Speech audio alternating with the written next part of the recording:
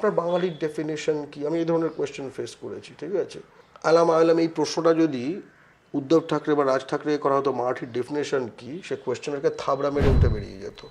যদি আজকে স্ট্যালিনকে জিজ্ঞেস করতো তামিল মানে কি, ফরগেট দ্যাট। যদি আজকে চিরাগ পাসওয়ানকে জিজ্ঞেস করতো, যে যার স্লোগান দেয় বিহার ফার্স্ট, বিহারি ফার্স্ট, আচ্ছা বিহারি মানে কি, ঠিক আছে, তখন বলতে যেত আপনি এখানে বসে আছেন কেন, আপনি কিছু কিছু জানেন না।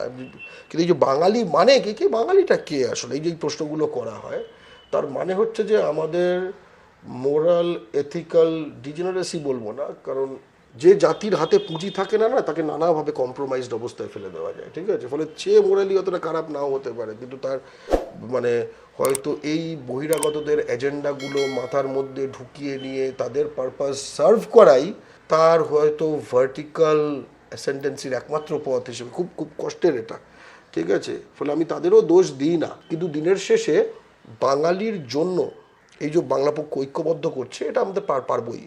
এই যে বলে না দল ছাড়া পারবেন কি, অবশ্যই পারবো না।